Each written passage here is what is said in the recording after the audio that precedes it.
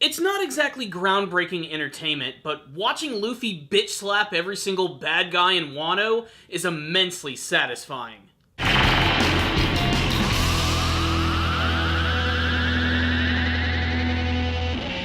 Greetings, my fellow Nakama. It's time for another One Piece manga review, and this chapter right here was certainly a lot of fun. It had the makings of a classic chapter. It introduced a brand new character who is half woman, half horse. She also has a very creepy and disturbing Mr. Ed smile. We also got to see more of Holdem in action and see how his weird lion belly button actually works. Believe it or not, it can breathe fire. I mean, it's normal stuff, you've seen it in the news. But most importantly, this chapter had an amazing action sequence where Luffy was able to not only save Tama, but actually beat Holdem in one single attack. A Red Hawk directly to the face. It's one of those moments that I can't wait to see in the anime version. I truly hope that they do it justice. But the reason that this punch is so satisfying and why it's so ominous all at the same time is that we get to learn that apparently Holdem's superior is none other than Jack the Drought himself. Yes, the giant mammoth man looks like he's going to be returning to the series a lot sooner than later.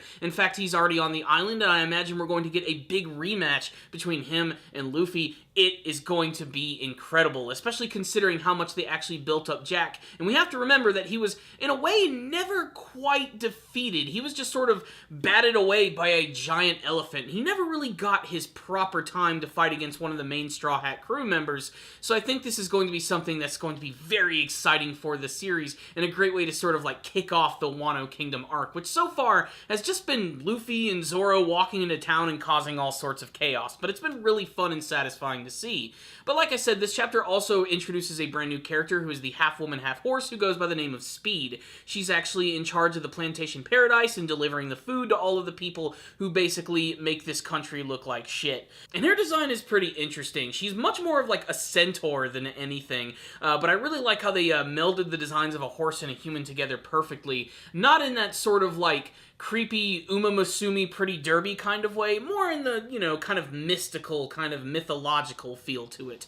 Still, I can't wait to see her in action, and the fact that she has that goofy horse smile immediately makes her a fun and very memorable and quirky One Piece character. She fits perfectly in the world. Everything truly comes together at the end of the chapter, however, when Basil Hawkins arrives, Trafalgar Law comes into town wearing a mask, making him look like a character out of an old Japanese samurai movie. All of these characters are about to interact yet again, and they're just causing so much chaos to this kingdom, which has already been through quite a bit of it. So, man, all I know is Wano Kingdom arc, you're a lot of fun. So what's the rundown on this chapter of One Piece? This chapter was simple in the fact that it was just awesome watching Luffy do what he does best, which is beat up bad guys. In that moment where he took out Holdem was very satisfying, especially how when he actually saved Tama, he almost sort of teleported with how incredibly fast that he was. But it wasn't until Tama actually told Luffy that Holdem was quite literally using pliers to try and pull the dongo from her body that he got really freaking pissed off. This isn't just Luffy taking down a villain, this is Luffy like punching a celestial dragon in the face kind of angry. Whenever he sees someone who is subjugated by a bigger, more powerful force,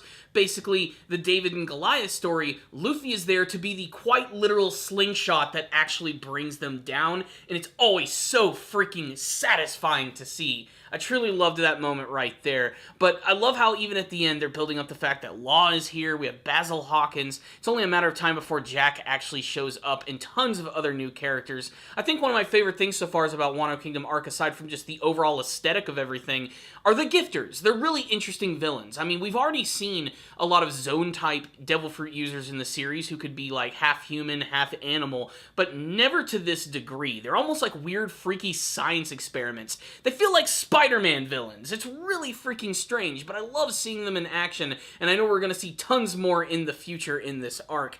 Really, what more can I say? This was a super satisfying chapter filled with some really great action and emotional moments from Luffy at the very end, and the promise of even more craziness. This was a great chapter. I'm giving it a 5 out of 5. I'd love to hear all of your thoughts about them. If any of you guys did read this chapter, I'd love to hear your thoughts about it, and you can tell me in the comment section below. What did you think of the introduction of Speed, the horse lady? What did you think of Holdem getting his ass handed to him? Do you have any theories as to who's going to be fighting against Jack?